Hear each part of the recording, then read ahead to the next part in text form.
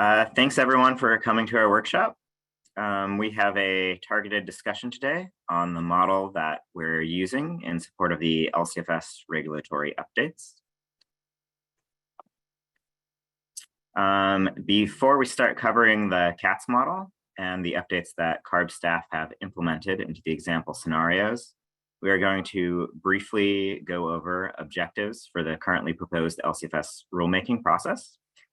We are also going to be providing some time today for public comment.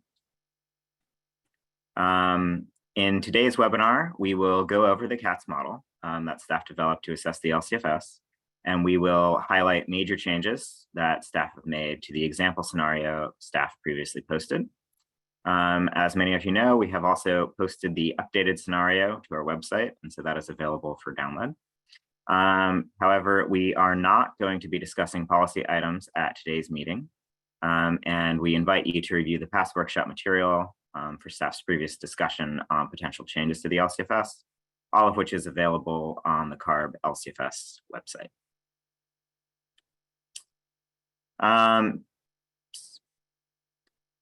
Today's workshop is on Zoom. During the public comment process, we invite members of the public to raise their hand. This will put you in the question queue, and we will call on you and ask you to unmute yourself. All commenters will be given 3 minutes for comment, and there will be a timer that you will be able to see. As a reminder, for the upcoming LCFS rulemaking, we are aiming to update the program to be responsive to AB 1279 and to the 2022 scoping plan update. This rulemaking will also serve to provide long-term investment signaling and regulatory clarity to help support investments in technologies that will be necessary to meet mid-century decarbonization targets. CARB is also looking to better align the LCFS with federal programs and funding opportunities, and to modify some existing crediting opportunities under the LCFS to continue to align with the 2022 scoping plan update. Finally, we hope to further streamline the LCFS implementation. As I mentioned earlier, I suggest that you review the past workshop material if you're interested in learning more about specific LCFS policy updates that we're considering. We have recordings of the workshops available on the CARB LCFS website. The next several slides help provide a background on the CATS model, how it works, and some of its limitations. So the CATS model was developed by CARB staff to evaluate potential outcomes to California's fuel market given changes in policy. CATS is an optimization model that works by minimizing the total cost to provide fuel to California, such that all of California's transportation energy demand can be met. The California fuel market is extremely complex, as I'm sure we're all aware. So no model will be able to perfectly represent everything that is occurring or all decision possibilities that actors may have. The CATS model is therefore a simplification of California's actual fuel market. And staff have attempted to incorporate the major factors that influence fuel costs and supply. And so that should be in the model. And in this way, the model can be used to better understand directional effects and the magnitudes of effects that may occur given specific market shifts. This slide graphically represents how the CATS model works. A variety of inputs comprising an input scenario, which is shown in the blue on the left, is fed to the CATS model. The CATS model, represented by the green box, takes the inputs from the scenario, minimizes costs to meet mobility demand, and then provides the output results, which represents the fuel supply that satisfies LCFS conditions and other constraints added to the model. The input scenario is defined by 4 major components. This includes fuel pool demand, or the amount of energy needed to satisfy gasoline, diesel, electricity, hydrogen, and aviation mobility needs in California. Additionally, feedstock supply curves are used, which is a defined quantity of feedstock that can be used to produce fuel at a specific price. The conversion costs and yields are included in the model, and that tells the model how to convert feedstock supply into fuel that can be used to satisfy fuel demand and mobility needs in California. And then finally, constraints like the LCFS benchmark schedule are provided. From this, the model will provide quantities of feedstock for each fuel pathway and provide estimates, cost estimates that are necessary for meeting various constraints. Because the model is useful for informing LCFS rulemaking activity, the LCFS has been added to the model as a policy constraint. Complying with the LCFS constraint directly changes the sorts of fuel used to meet California's mobility needs. Each fuel pathway defined in the model has a specific carbon intensity and conversion cost. In turn, these conversion pathways are associated with specific feedstocks. As more feedstock is used to produce fuel, the cost of producing that fuel will increase because additional supply is needed at higher price points that have been defined on the feedstock supply curves in the input file. To comply with the LCFS constraint, credits must be equal to deficits for every year that the model is run. A user-defined benchmark schedule impacts the stringency of the LCFS regulation in any given year. The CATS model was originally released in November of 2022. An example scenario was provided at that time. The example scenario represented staff's understanding of the market, non-LCFS regulations affecting fuel use in California, and assumptions about fuel and energy demand that could result from potential LCFS policy changes. For example, that input sheet included credit estimates for electrification pathways for off-road vehicles and also allowed jet fuel to be defined as a deficit generating fuel. We have posted these materials publicly for stakeholder review and input, and we received plenty of great feedback. So thank you all for taking the time to review that first iteration. Staff held another workshop at the end of February to discuss the CATS model, and an updated example scenario was provided in early March. Based on the November workshop feedback and other changes to the fuel market, staff made several updates to the example scenario. Major changes included updating federal incentives assumptions, updating carbon intensity assumptions based on more recent data, and adjusting cost data for inflation. We also updated the CATS model itself to fix minor bugs and improve the model's functionality. We posted both the updated model and the updated input scenario for public review and comment. In April, CARB's board adopted the Advanced Clean Fleets regulation. When implemented, ACF will substantially change the economics and energy demand for transportation in the state. Updates to the example scenario file posted in March are necessary to better capture the effects that ACF might have on the state's transportation fuel market. CARB has also received considerable stakeholder feedback associated with biomethane supply. Updates to the example scenario to account for this feedstock, to account for the feedback received have been made. Finally, CARB posted completed 2022 year data after the February workshop. The example input scenario has been further calibrated to reflect transport fuel demand in California for 2022. I want to emphasize that we're providing this input sheet to incorporate feedback we've received on the model thus far, and the input sheet is not a staff regulatory proposal. As with before, we are releasing this example input scenario sheet so stakeholders can understand how the model works and can run the model to get a better sense of how various LCFS policy changes may impact California's fuel market. As we have gotten new information on the market, such as the federal tax subsidies and board approval of the ACF, it has made sense for staff to update some of the assumptions. The next several slides help provide more detail relating to updates made to the example scenario that can be run with the CATS model.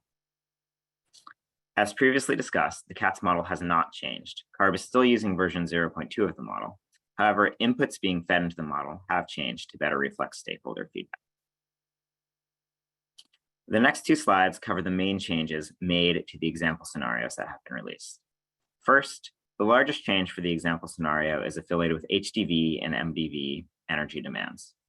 Numerous stakeholders have pointed out that the prior scenario did not adequately account for advanced clean fleets implementation.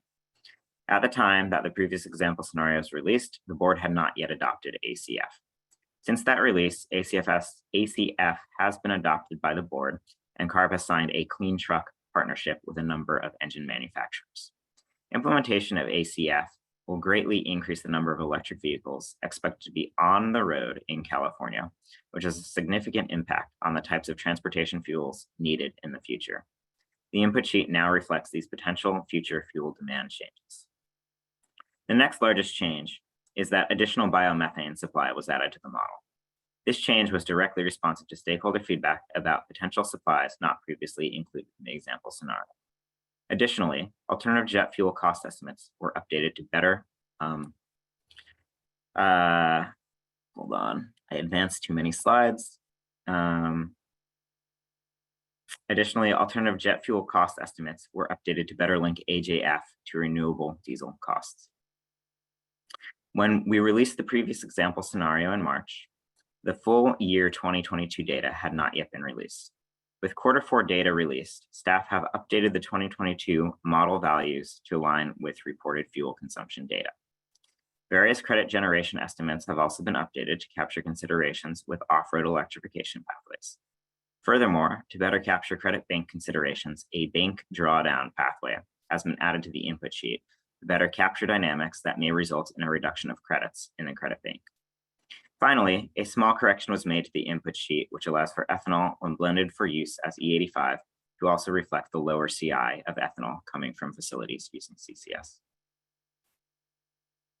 This slide shows how gasoline fuel pool demand has changed since the March scenario.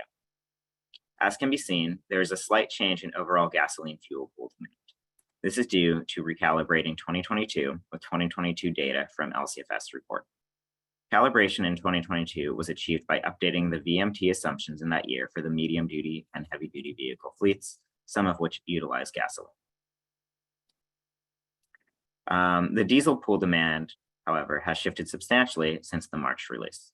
Most of this shift is due to incorporation of ACF implementation into the example scenario.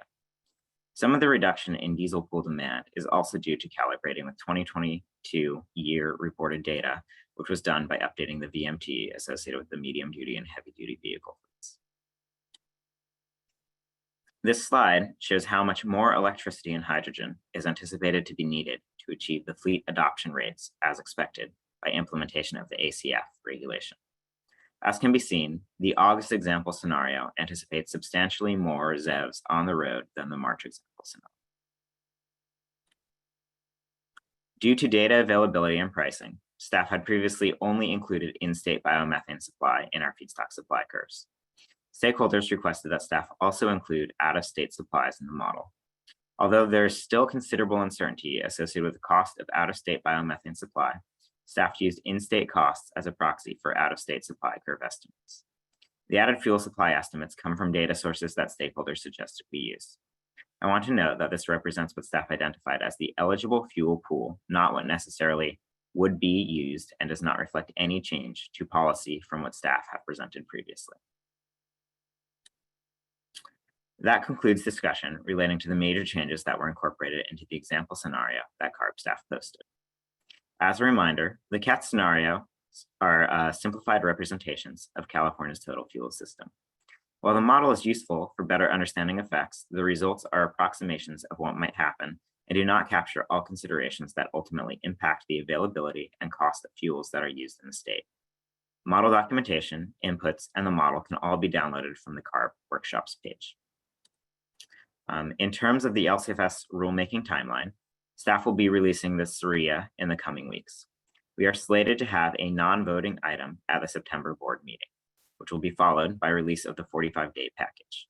This will allow for the LCFS to be voted on at a board meeting in early 2024 with an effective date in 2024. Thank you everybody for attending. We're now going to dedicate the remaining time to hear public comments, and I'll turn it over to my colleague Kate to facilitate the question and answer portion of this workshop. Go ahead, Kate. Thanks, Jeff. Good morning, everyone. During the public comment process, like Jeff mentioned, we invite members of the public to use the raise hand feature to signal that you would like to make a comment. This is going to put you in the question queue, and then we're going to call on attendees in the order in which you raise your hand. I will enable you to unmute yourself, and you will be given 3 minutes for your comment. After that, we will move on to the next comment. So with that, please give me a moment as I share the timer.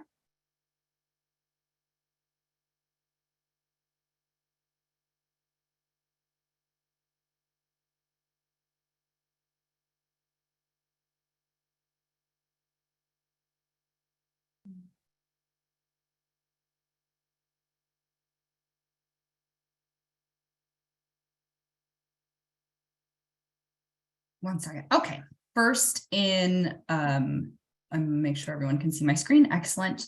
So first, Xander Capozola, I'm going to allow you to speak. You can unmute yourself and please begin your comment.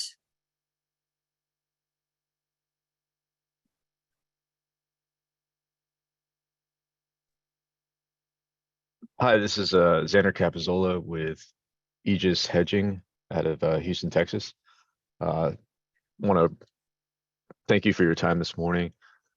Just curious, I was looking at the material provided. I noticed that the 2010 baselines used in the scenario inputs to derive LCFS benchmarks are different from the original statute baselines of 99.44 for gasoline and 100.45 for diesel. The scenario input sheet shows 99.36 for gasoline and 105.8 for diesel, 89.31 for jet. So I'll yield the rest of the time to the floor. Hi, Xander. Thanks for the question. Yes, those values are different than what's in the current regulations. Every time we go through a rulemaking, we do update the CA GREET model and the OPG model, which does impact the 2010 baseline itself.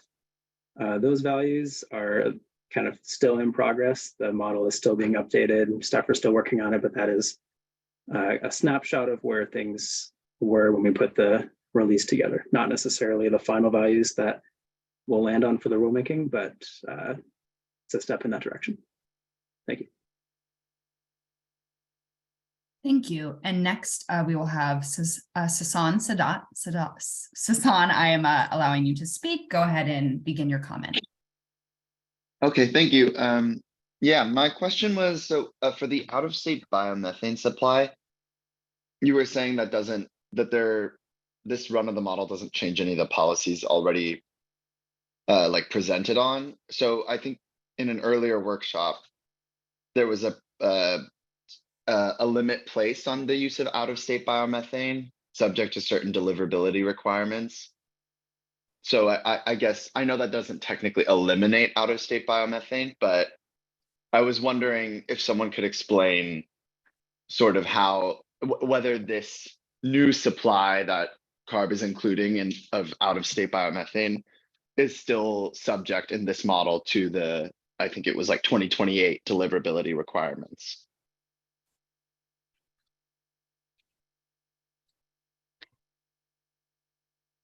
Hi, Sasan.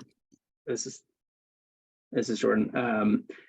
Yeah, so basically what we're showing in the workshop here that we're not proposing changes on any policies here, but this was just an improvement on the total available supply of biomethane across the country based on public comment that we received after the last release, but not proposing any changes necessarily for what we've previously announced. Okay, so it's the new total supply of biomethane, but not with the proposed CARB deliverability requirements presented on in, I believe, the February workshop, or it does include that restriction? Like, does this run of the model include that constraint or not? The available supply that's in this scenario is just the total supply available. If there's deliverability applied on top of that, then it would apply to the total supply available in this scenario. Okay, all right, thank you. Thank you, Sasan. Next, I'm going to unmute Asher Goldman. Asher, you are now allowed to speak. Please begin your comment. Thanks so much, Kate, and great job by all of CARB staff in preparing this. My question is on the last slide that you folks had put up there on the timeline here. It's a little bit unclear to me how you folks are imagining the implementation here with the early 2024 voting meeting. Is that going to be a retroactive change as of 1/1/2024? Are you considering a mid-year adjustment? Some more insight there would be helpful. Hi, Asher. This is Cheryl. I'm not sure if you can see my video, but I'm Cheryl Laskowski. I oversee the low carbon fuel standard program here. Thank you for your question. So when we are talking about a 2024 implementation date, we do have some options, and we haven't put out a proposal yet on exactly what that would look like. We could do I'm assuming you're talking about the CI targets. We could do a CI target adjustment, once the regulation goes into effect, mid-year or later in the year, or we could apply it in starting Jan 1, 2025. So we have some options there, but we don't go back in time necessarily for, policy items. They would start when the regulation is implemented. Thank you.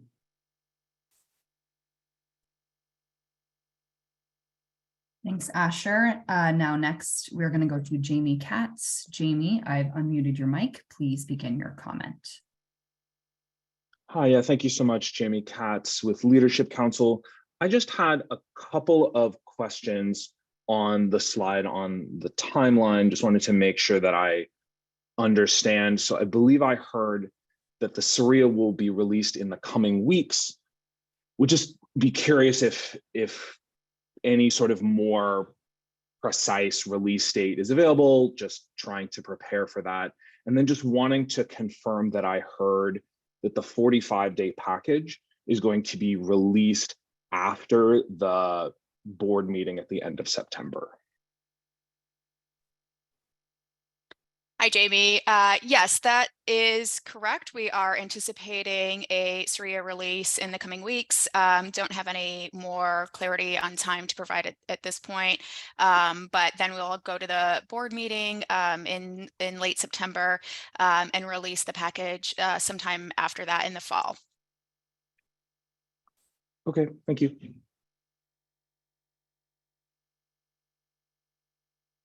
Thank you, Jamie. Next, we're going to go to Catherine Garupa. Catherine, I'm unmuting your microphone. You may now begin your comment. Good morning. This is Catherine Garupa with the Central Valley Air Quality Coalition. Thank you for the opportunity to comment and for the information this morning. First, just an observation and then a request, or maybe two requests.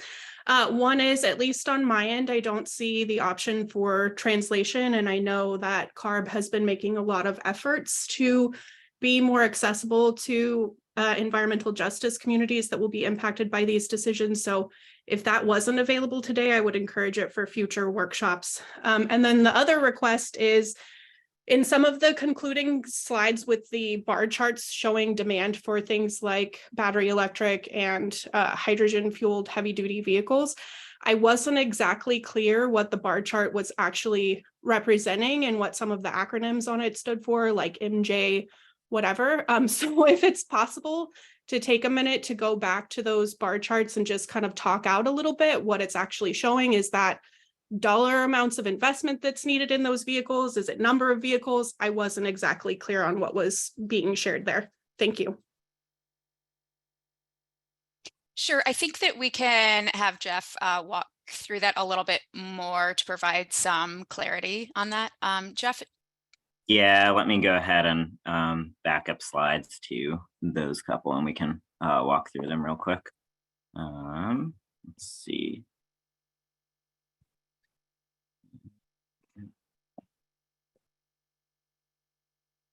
All right. So this is the gasoline chart.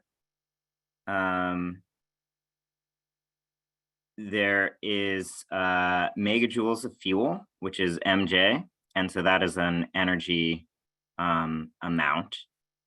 And so similar to like a gallon as an energy basis, this is a standard unit of energy. And so then on the x-axis, those are years. The red bar is the August value, so that's the updated value, and the blue bar is the older value. So as you can see for this case, the gasoline demand was a little bit lower in the updated scenario compared to the other one. Same with the diesel pool. So you have megajoules of fuel on the y-axis and years on the x-axis. For this is heavy-duty battery electric. So HDV is heavy-duty vehicle and ZEV is zero-emission vehicle. So zero-emission vehicles encompasses things like battery electric vehicles and hydrogen vehicles.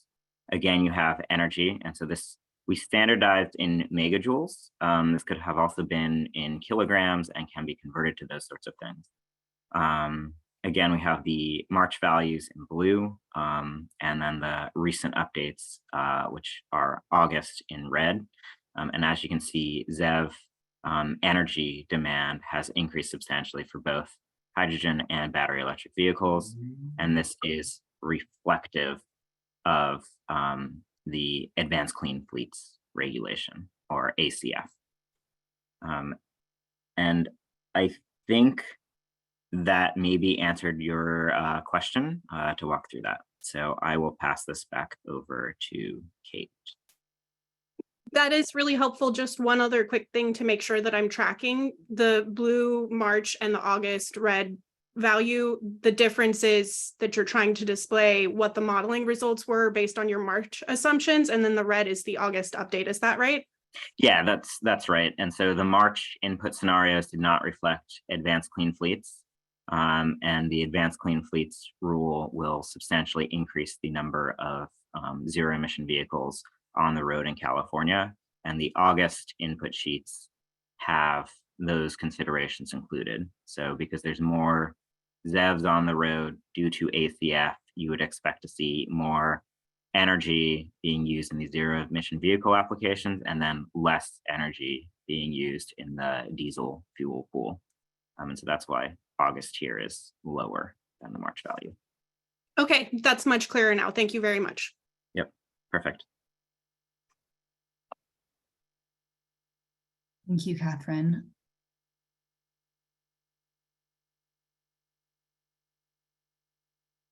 Next, I am going to unmute Dean Taylor. Dean, I am unmuting your microphone and you may begin your comment. Yeah, hi, Dean Taylor with California Electric Transportation Coalition. I'm looking at the slides from the prior workshop in February, specifically like slides 46 through 51.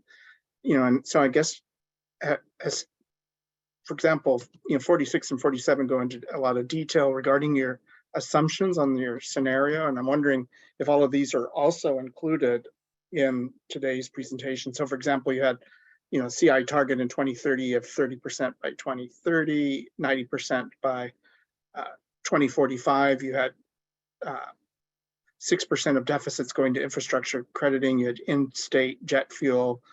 You had TBD on crop-based fuels. You had electric forklifts, I think, to phase out. You had other things regarding biomethane and other book and claim restrictions. And then you had a bunch of outputs also on like slides 49, slide 50.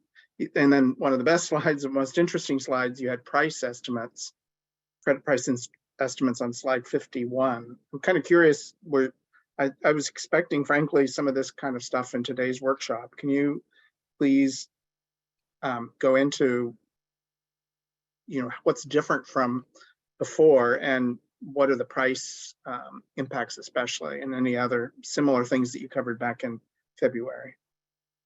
Hi, Dean. Thank you. So today we wanted just to have a quick webinar because there had been some major changes to our understanding of the market and with the regulations that have been on the books since our last release of the example scenario. So that example scenario is really just so that folks can run the model and see kind of what some of our base thoughts are on energy supply and demand for LCFS. So for the input sheet, we're not discussing policy changes here today. We're not proposing things that are different from what we've talked about previously. So really today is just about recalibrating that fuel demand and supply that really have changed since that March release, so that we're kind of all talking about the same kind of fuel need for the program. So the assumptions on slides 46 and 47 from February remain the same. Is that what you're saying? I'm saying that we updated the scenario. The scenario can be modified to make some policy adjustments. We haven't released what the staff proposal for the policies are yet. So that's still being worked on. We needed to put some sort of example, some kind of policies in place, like the targets, just to allow the model to run and be reflective of ongoing public discussions. But really the main changes are the supply and demand side. And then as far as price, we would just have to run the model to see the impact on price to get our own version of slide 51. Yes. Got it. Thank you. Thanks.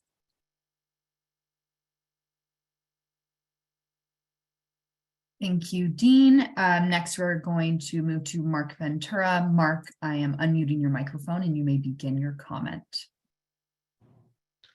Yes, good morning. Mark Ventura with Phillips 66. Maybe this question is kind of already asked, but I'll ask again. So based on this new set of inputs with lower, significant lower diesel fuel demand, are you planning to propose different benchmarks, standards for the LCFS? Or are you not ready to answer that at this point? Yeah, so we're still working on what the staff proposal will look like for proposed updates. So we have not come to an official proposal on that yet. So, we just wanted to be clear in that we're looking at the correct demand and fuel needs across the program that we understand are going to be there in the future. And so using kind of some of the updated assumptions, we're still going through and evaluating what that right target setting should be. So there are targets in the example scenario, but that's just for basically being able to run the model, because it's an optimization model that uses the targets. So when we release our staff proposal is when we'll have an update on where we think that the program should go in terms of benchmarks. Okay, thank you. And I have just a kind of a technical question, probably doesn't have much of an impact on the overall modeling here, but it's a question related to the technical documentation. It's table 11 on page 15, and it shows the CI of the grid electricity. And I don't know whether that's a change from the original documentation, but I just noticed that so the CI dropped year by year, which is expected, but there's a huge drop on CI from 2045 to 2044 to 2045. So I just want to make sure that was correct, not a typo, and that you believe that that's actually achievable, a drop in like more than I think 30 CI in 1 year.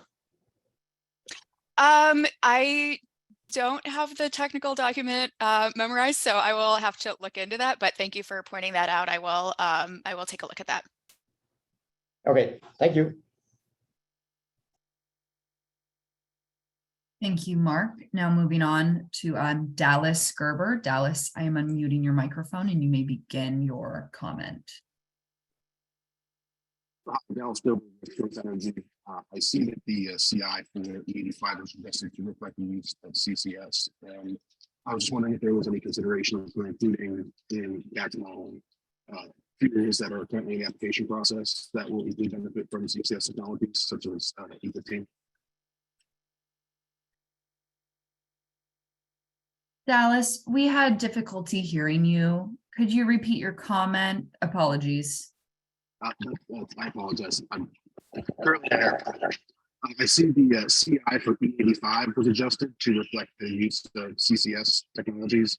I was wondering if there was any consideration for including in the CATS model fuels that are currently in the application process that will equally benefit from CCS technologies, such as E85.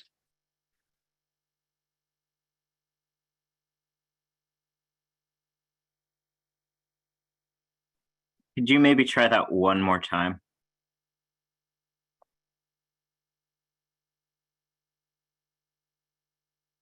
Is this a little bit better? That's much better. That's Thank you. great. Thanks, Sorry. Dallas. I see the CI for E85 was adjusted to reflect the use of CCS technologies. I was wondering if there was any consideration for including in the CATS model fuels that are currently in the application process that will equally benefit from CCS technologies such as E15.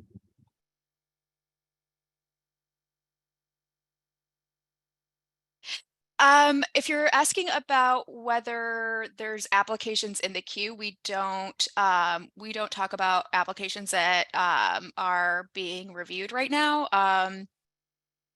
I'm not sure that I fully understand the question still, so maybe we can take that offline. Yeah, and Apologies Dallas, for this that. is Jordan. Just to follow up on that as well. If you have specific fuel pathway types that you think would benefit from having CCS available in the model, please send those to us and we can engage offline. Thanks.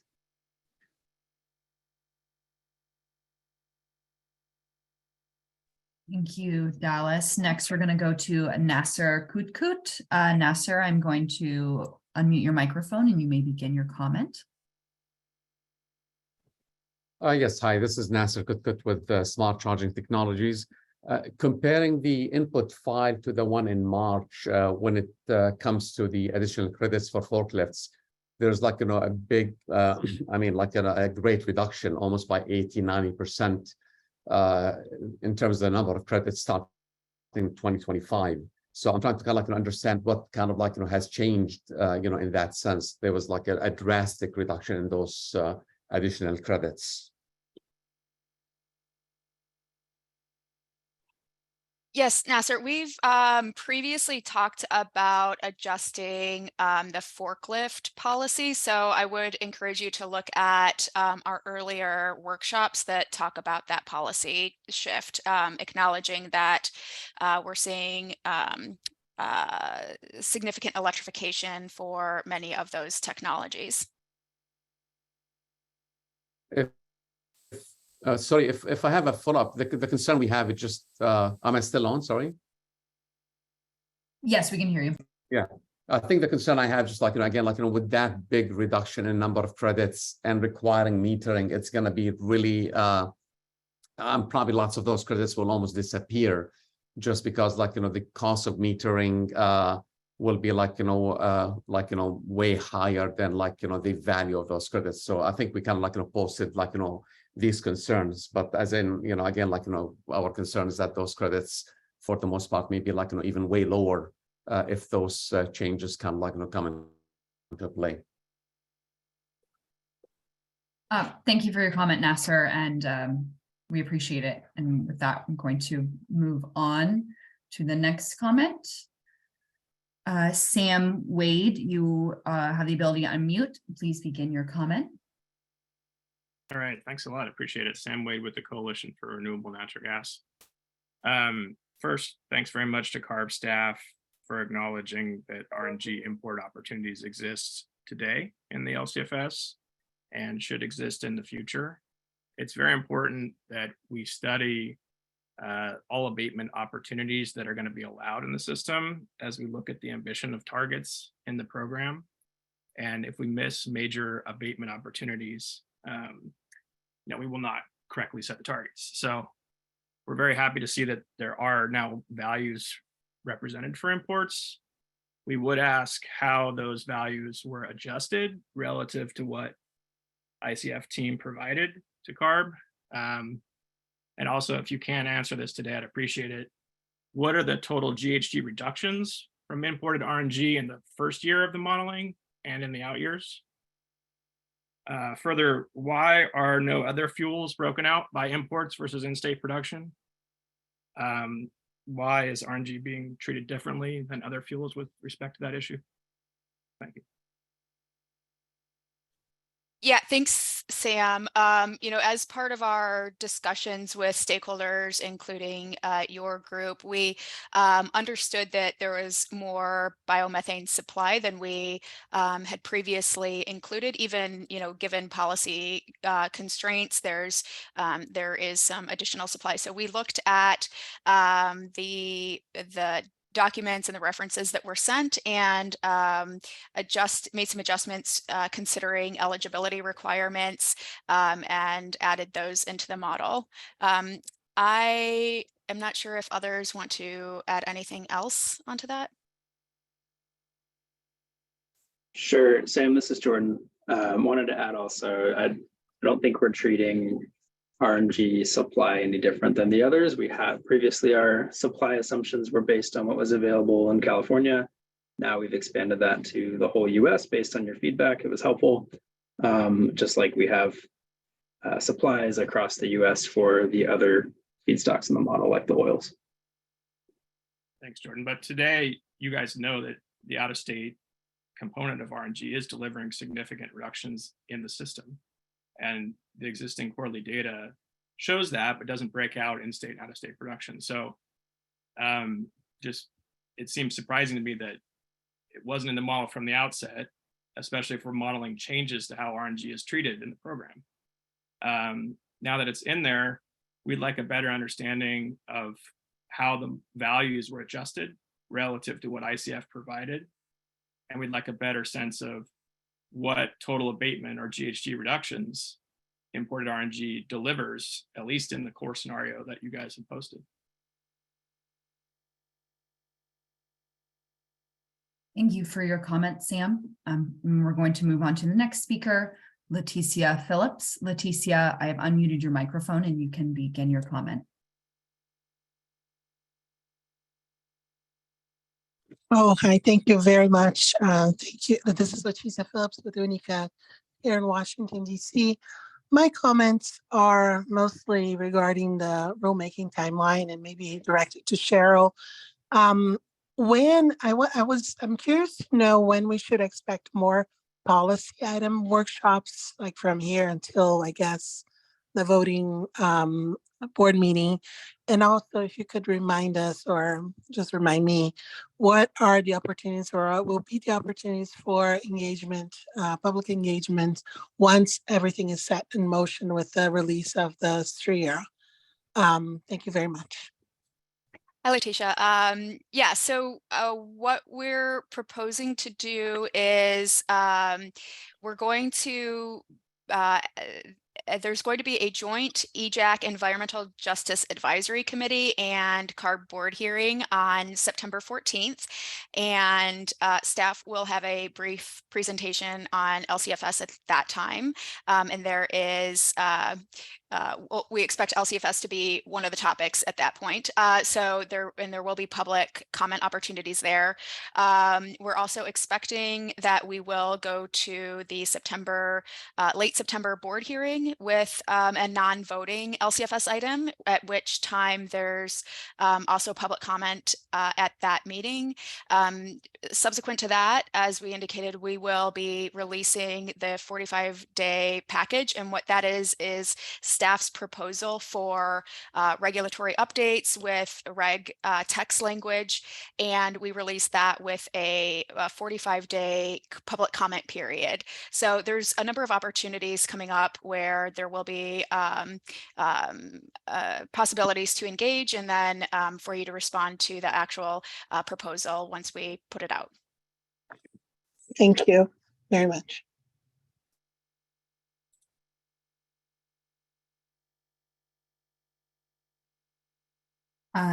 Next commenter will be Randy Hull. Randy, I have unmuted your microphone and you may begin your comment.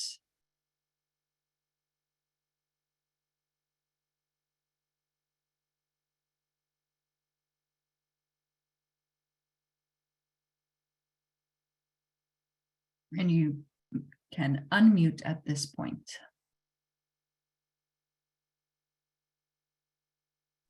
Sorry, Kate. Sorry. No problem. There you go. Apologize. Yep. Okay. Yeah, I was slightly taken aback by the change in the modeled hydrogen demand for heavy duty vehicles as a result of some of the adjustments you made in the CATS model. Being a hydrogen guy, that's a good thing. Two quick questions. One is related to the earlier question about CCS, carbon capture and sequestration, and the fact that you're putting out a new hydrogen CI calculator. It appears that the new hydrogen CI calculator, which I don't think is out yet, but the format was presented back at the February workshop, and it did not seem to have a CCS option. So my question is, will that be incorporated, in the next hydrogen CI calculator tool? Thank you.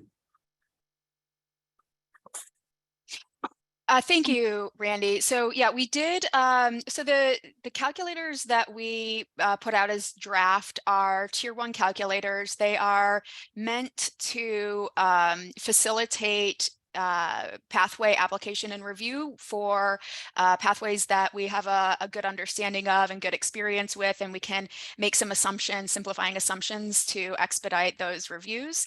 And so previously we had hydrogen as a lookup table, and that really meant that the assumptions that we're using for that lookup table required most of those pathways to go through the tier 2 process, which is a more extensive process. And so because we've learned over the past few years, we think that we're able to do a tier 1 calculator now. It won't necessarily cover everything. We can still do tier 2 calculators for things that are specific to kind of innovative technologies. So the tier 1 calculator doesn't have to include everything. In fact, it won't include absolutely everything. It's just meant as a streamlining approach for kind of the well-known or conventional kind of pathways that we're expecting. Or just a follow-up, are both of those, are the tier 1 and tier 2 calculator tools publicly available at this point in time? Yeah, so we've posted draft tier 1 calculators for public review. They're not final. We still have to do some updates to those, but we reconfigured the format to be responsive to applicants and verification bodies to try to streamline it and make it easier to use. So because of the functionality differences, and we wanted to put out a new tier 1 hydrogen calculator, we released them early for stakeholder input. They're not usable right now because they're not part of the regulation, but we will put out modified versions at some point in the reg process because they have to be approved through the rulemaking effort. And then once the regulation is adopted, those calculators then can be used in the program. So there's not a draft version to play with at this point in time. There is. You just can't use it as an official application. Okay. So yes, we absolutely Great. encourage you to review that because we want it to be usable. We want pathways that can use the tier 1 calculators and that are straightforward to use the tier 1s as much as possible. So we encourage folks to really take some time to review them. It really benefits everyone if we can get you into the tier 1 calculator. And so the more input we can have on the usability of those is the better. And so we really encourage anyone to, especially on the hydrogen, which is new, to provide comments to us. We did have a comment period, but we'll still take comments on it, and we will again post updated versions at some point. Great, thank you. Thank you, Randy. Next commenter will be Brent Newell. Brent, I have unmuted your microphone and you may begin your comment. Great, thank you. I'm Brent Newell. I'm appearing for Leadership Council for Justice and Accountability. I'm seeking some clarification on the upcoming regulatory timelines. The prior LCFS rulemakings, the ISOR has come out before the first board meeting. and public comment wrapped up on the eyesore before the first board meeting. And then there was a second board meeting to adopt the regulatory amendments. So this timeline disclosed this morning seems somewhat unique in that approach. My question is this, and then I may have some follow-up questions based on the answer. Will the staff proposal or a conceptual framework be released prior to the September board meeting? We are planning to have a board presentation, but we are not going to have a staff proposal out prior to that board meeting. Okay, then here's a series of follow-up questions. What is the board presentation going to look like? Is that going to have a framework of the policy approach that you're considering? Is it, what exactly, is will the public have to consider in order to have an opportunity to have, a meaningful, informed participation there at the board meeting? What will the board have? Yeah, so we will have a presentation that we will post publicly, and we will talk about the current thinking of staff proposal. But we will, we'll talk about that at the board presentation. I'm not sure, I can't say exactly what that presentation is going to look like today, but we will be talking about staff's thinking on updates. All right, thank you. Thank you for your comment, Brent. Next commenter will be Philip Sheehy. Philip, I have unmuted your microphone and you may begin your comment. Great, thank you for that. I hope that you can hear me. I unmuted on my end, so hopefully I haven't screwed anything up. This is Philip. Yeah, great. Thanks for confirming. This is Philip Sheehy with ICF. Thanks again to CARB staff. So ICF is working with a variety of low carbon fuel stakeholders and looking to understand the feasibility of various carbon intensity targets in the 2030 and post 2030 timeline. And we've had a really good interaction with CARB staff to date. And, just want to thank CARB staff for that. And it's been a very helpful in our effort, and then hopefully it's been somewhat helpful in CARB's effort as well. So I think that I just have two things. One is that we submitted what we considered our central case associated with our modeling effort, and that showed a carbon intensity reduction in the range of 40 to somewhere between 40 and 44%, depending on how you consider the bank by 2030. So that's out there. And then where you have a forthcoming high case, some more aggressive reductions that are feasible. So that is publicly available. That's something that we submitted to CARB. So I just wanted to let folks know that work is available. And again, a lot of that has been, not, I wouldn't say vetted by CARB, but they're aware of it. And again, we've had very constructive dialogue with CARB staff and appreciate them providing feedback to us. And then the other thing, so I was looking through the documentation. I'm curious if there is any rationale or any documentation that CARB has developed to demonstrate that why the optimization model is being used. In previous rulemaking processes, it's been like a scenario-based approach, and that's what we've seen in other states, Oregon and Washington. So this is actually the first rulemaking proceeding where an optimization model type approach has been utilized as part of the CI process. So I haven't found any documentation to suggest why that's better or different or what the trade-offs are. So I just was curious so one was a comment, the second one was a question. So I'll stop there. But yeah, thanks again for the time. I appreciate it. Hi, Philip, this is Jordan. We actually have used optimization models in the past as part of the rulemaking process. Remember the biofuel supply module back in 2018 was something that staff developed, which then fed into the scenario development. And so this is kind of a step forward in that direction. This is a model that staff developed in-house, and we think it's a good representation of of the market and has the benefit of being an optimization model. But we appreciate the work that ICF has been doing as on your own analysis as well. Thank you.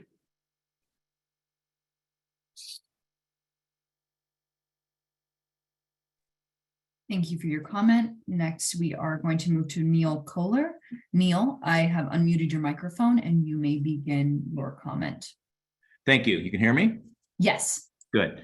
One comment, just following up, since you were having a hard time hearing Dallas from Growth Energy. He was asking about E15 alongside E85 as part of the optimization. I realize this, we're not talking policy, but given that E15 is near the end of the multimedia process to be approved as fuel, we think it's somewhat incomprehensible that it's not being modeled. I would point out that it's being modeled in the ICF work. It's being modeled in the work out of UC Davis. So that's a comment, and we'll address that from a policy perspective and so look forward to that. But the specific questions on corn price, from earlier models, it looked like a $7 per bushel price was being used. I wanted to see if it looks like that might still be the case. And we just point out that we commented at the time that that was using the 2018 to 22 time frame was not representative. And if you look at corn prices today, near month, I believe, is $4.70 a bushel.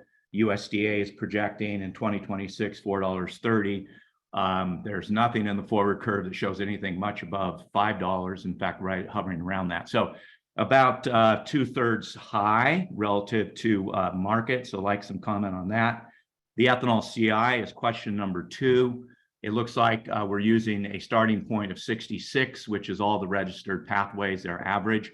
Many of those pathways are defunct, never used, and what really should be used, and we had also commented on this before, and no change, but that it really should be the average in the market, which is hovered around 60 or a little bit below over the last, really several quarters, if not years. Third question is on CCS. It looks like I'm not certain, but there's a range of $60 to $85 a metric ton under the federal incentives. And it looks like the lower numbers being used, suggesting that it's enhanced oil recovery, when in fact, California under SB 1314 doesn't even allow enhanced oil recovery use with CO2. And all of the, appreciate that you've incorporated the lower CI with CCS, and would point out that all of the commercial projects are all geologic storage. So if you could address those 3 questions, that would be helpful.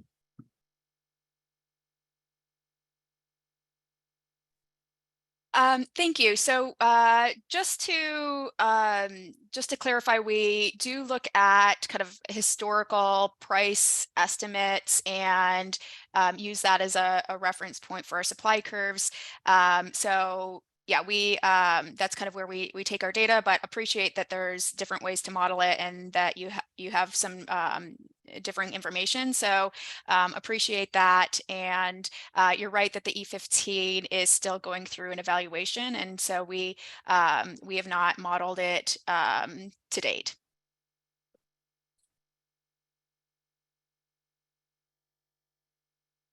Okay, thank you for your comment, Neil. Moving on, the next commenter will be Mereldi Paras. Mereldi, you have the permission to unmute. You may begin your comment. Hi, this is Mereldi with Stanford University. I just had a clarification question on the construction of the fuel demand baseline. I wanted to make sure I understood all that is sort of considered within. I know that there's been an update with the ACF alongside our previous adopted ACT and ACC2 to inform the forecasted vehicle fleet composition, which I imagine determines the fuel demand. Or are there other assumptions included to reflect that desired target in the fuel? Thank you so much.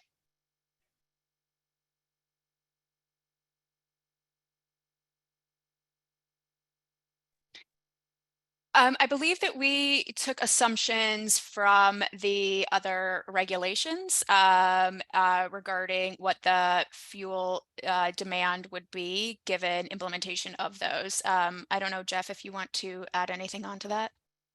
Yeah, so the fuel demand estimates come from fleet analysis that was done in support of the ACF rulemaking that went on. So in their FSOR package that they released, there's affiliated estimates for hydrogen vehicles, battery electric vehicles, and that all gets developed by staff working on those regulations. We were able to take those fleet estimates per our technical documentation. We take those fleet estimates and then we apply VMT assumptions and fuel efficiency assumptions that largely come from MFAC. And that taken together then yields the fuel pool demand. So there wasn't a change in methodology between the March release, but what did change was the fleet numbers that came from the rulemaking affiliated with ACF. Hope that was helpful. Yeah, thank you. Just a follow-up question. Are these sort of a deconstruction of the full demand in terms of the fleet available publicly? I do not know if the exact fleet number that ended up getting used there was available publicly, but the underlying data that we used from those teams is what ended up going directly into their released public documents. So it is based on and consistent with precisely what went into the ACF rulemaking package. Thank you.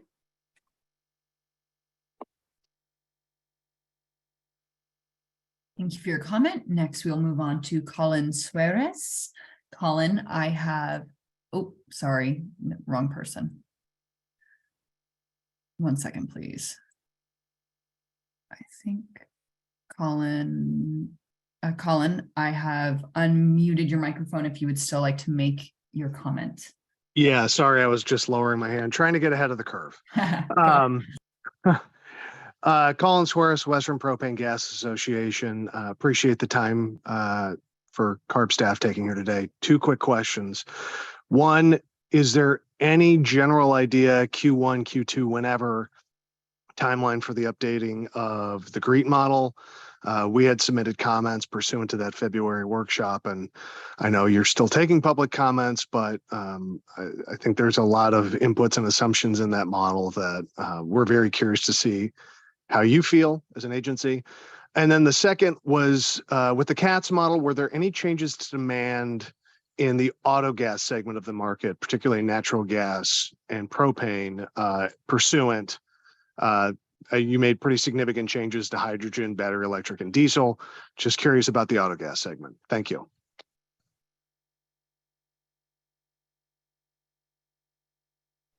Hi, Colin. So we will release the CA GREET 4.0 with other rulemaking documents. So we are working on that.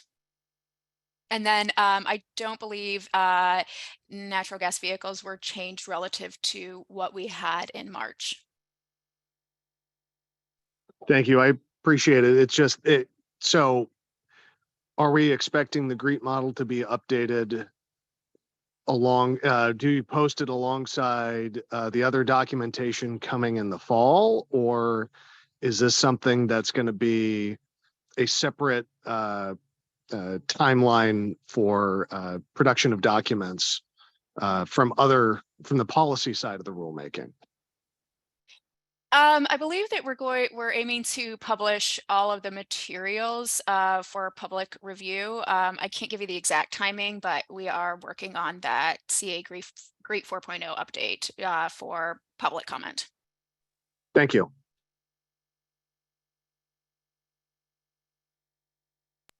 Thank you for your comment. Next speaker will be Omamoke Kago. Omamoke, I have unmuted your microphone and you may begin your comment. Hello. Hi. Yeah. I'm Omamoke from Kebru. So I noticed that for your 2035 CI reduction target, it was 52%, and is not aligned with what you had in your initial 2023 February input file, and also your presentation on the step up mechanism for 2024-2025. So there's been some sort of shift. I want to know if there's any rationale behind that shift between in 2035 for the CI reduction targets. Yeah, thank you for that. As I talked about before, the input file is really just illustrative so that we could have the conversation on the changes to the fuel demand side that we were seeing and some of the supply issues. So the targets do reflect the stakeholder feedback that we should be doing a near-term step down, but that doesn't reflect any staff proposal at this time. So while we did make some adjustments to the illustrative scenario, it's still not a staff proposal, and we could adjust that before making any formal proposal. Thank you.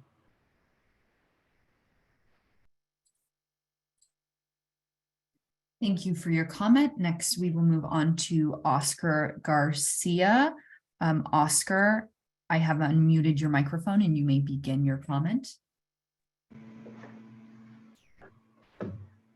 Hi, good morning. My name is Oscar Garcia. I manage regulatory affairs for Neste. First off, I would like to commend CARB for creating the right policy and market signals to allow the California diesel pool to now be 57% renewable as of first quarter 2023, passing the 50% mark for the first time. Definitely a huge achievement, and especially considering that diesel prices at the pump are continuing to tumble in 2023. However, consumers will continue to see price fluctuations at the pump as the price of crude continues to fluctuate. As an example, in the past year, diesel prices have dropped 10 to 15% as crude prices have dropped. All the while, renewables in the diesel pool have increased by close to 20%. And so CARB needs to speed up the displacement of fossil fuels and be ambitious in this rulemaking. CARB has an opportunity to bring more price stability and eliminate harmful emissions impacting California residents. And it can do so more effectively with a CI reduction of 35% by 2030. So as part of this workshop, we would also like to thank CARB for the updates on the CATS model. We will be reviewing them carefully and submitting comments.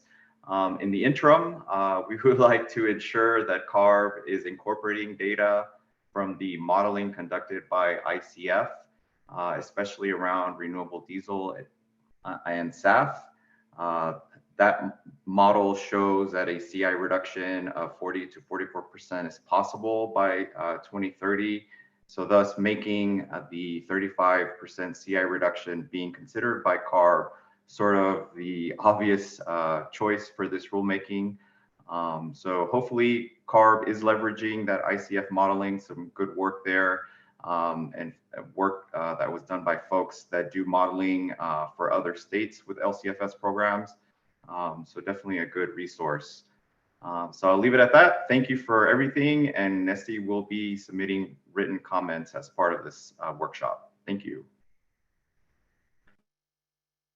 Thank you for your comment, Oscar. Next commenter will be Sasan Sadat. Sasan, I have unmuted your microphone and you may begin your comment.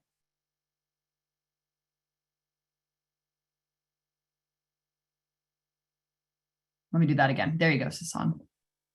Thanks. Can you hear me now? Yes. Cool. Yeah, sorry. After looking at the technical document, I just had a couple more questions and comments. So yeah, first, I was also surprised by the share of hydrogen in the medium and heavy duty pool. It sounded like the answer to that question was that the inputs came from the ACF, like the ACF data. I guess that's also still surprising to me because I saw, like, I assumed a lot of the compliance for ACF was expected to come from direct electrification. Maybe it's because the hydrogen portion of the fleet was longer vehicle miles traveled, so that's why there's more hydrogen fuel. But I guess any further information you can share for that breakdown would be great to be able to review. Second, one question I had was I looked at the CI table for the electricity, and I agree they're really high until 2045. They go from they basically never come down below 60 until 2044, and then suddenly drop to 20. And I would really recommend updating the electricity CI targets so that they align with SB 1020, which was recently passed to update the RPS so that it achieves a 90% carbon intensity reduction in the electric sector by 2030 for retail sales. And I know there's a difference between advocates and CARB staff on what constitutes retail sales, but even so, I think even with CARB's interpretation, incorporating SB 1020 would really reduce the CI of the inputs used. So I'd love to hear staff's response to that, but also just hopefully you will incorporate that. And then finally, for the AGF estimates, the American Gas Foundation's estimates that CARB relied on to assume the out-of-state biomethane supply, I think we're happy to provide comments explaining why those estimates are, obviously commissioned by the Gas Foundation, very high, and we'll provide some other studies showing more realistic estimates. But as an initial matter, I would be curious if you use the low, medium, or high scenario in the AGF study to estimate out-of-state supply. And then I would also just note that it might not necessarily be a good choice to include those out-of-state supplies because several other states right now are in the process of potentially adopting their own LCFS or already have policies in place to capture and use the methane in their out-of-state supplies. So it's sort of already spoken for. But if you can explain any more how California determined its sort of population-based share of the AGF study for the out-of-state supply, that would be helpful. I know that was a lot of questions, but I'd really love to get a response. Thank you.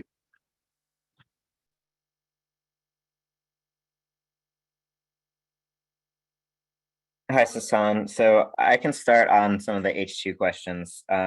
So I think maybe the surprise is possibly because in the charts that we presented, if you look at the battery electric versus hydrogen, they look similar, but the y-axis is pretty much a difference of magnitude on the hydrogen side. So it's an order of magnitude greater for battery. Okay. The hydrogen. Thank you. So I think that is maybe some of the confusion on the hydrogen side of things. And so the fleet estimates did come from ACF, and then the VMT estimates got layered on top of that from MFIC. So it shouldn't be as startling, I think, as maybe some folks were considering. And then I think maybe Cheryl or others want to take some of the other questions. Just to thank you for the comment. I think we got the grid question earlier, so we're going to look at that and that we did calibrate the volumes from the source that we noted. So thank you for the input. Yeah, thank you.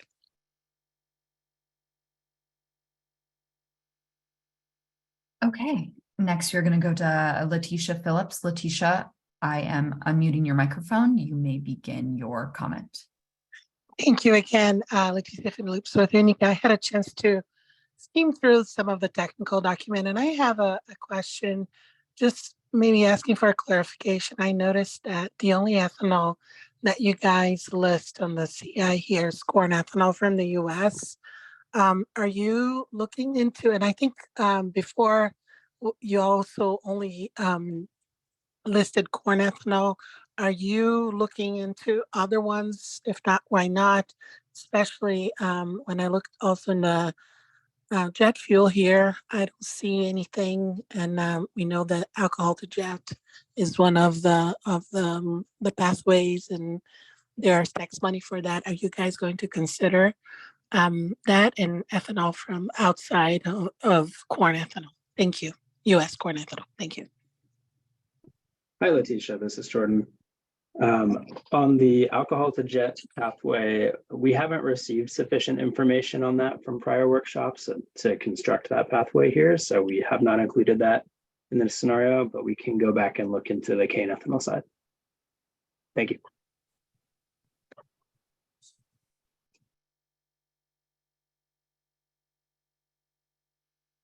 Thank you. Next, we will, Mark Ventura, you may comment. I have unmuted you. You can begin your comment. Yeah, thank you. This is a question about the process and the follow-up for this workshop. So I'm a little confused on whether CARB will accept written comments or not on this workshop. I see, maybe I've got an old version of the last slide, the slide 23. It said that CARB will take written comments until June 6th. So question is, will you take written comments, and if so, until when? Thank you. So we are just taking the public comments here. You're welcome to send us some feedback if you would like, but really this was just to update on some of our understanding of market developments, and because it's not a policy conversation today, we felt like the public comments here would be sufficient.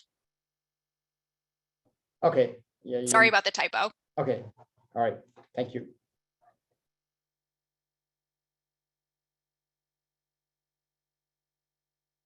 Okay, next, Neil Kohler. Neil, I've unmuted your microphone and you can begin your comment. Thank you. I appreciate getting back around. I took a little too much time on the last time around. So Cheryl, I didn't get an answer to question number 2 and 3. The ethanol CI begins at 66 when, which is the average registered pathways, many of which are never used because their CI is too high. So certainly would encourage the use of actual CIs, which have been 60 or lower over the last number of quarters. And secondly, on CCS, it's not clear to me. It looks like the lower 45Q value is being used of $60 when 85 is, since California is not allowing CCS, enhanced oil recovery, and all of the ethanol projects are doing geologic storage. So if you could address those 2 questions, I would appreciate it.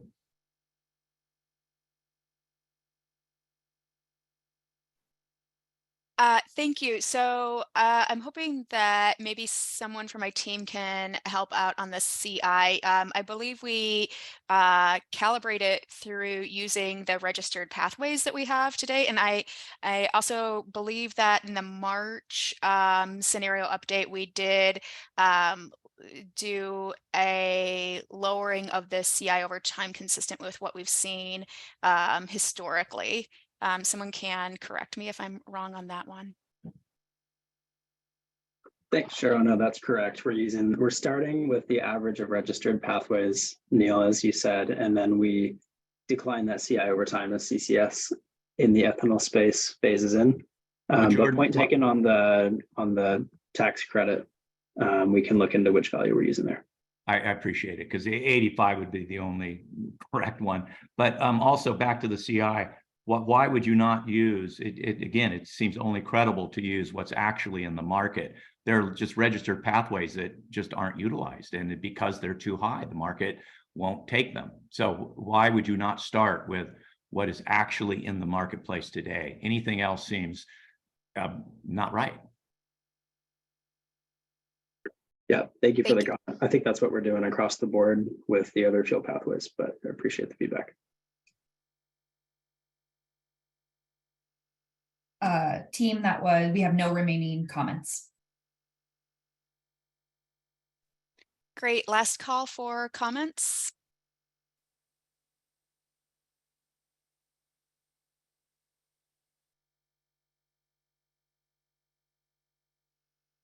All right. So I think that concludes our webinar. Anyone on my team have anything else to add? Really appreciate the time jumping on, looking through the documentation quickly to come up with some great questions. With that, I'll hand it to Jeff if there's anything else. Yeah, that's it for today's workshop. Thank you everyone for attending, and thank you for all the comments that we've received. And I think we can now end the webinar. So thanks, have everyone. a great rest of your day. Bye, everyone. Bye.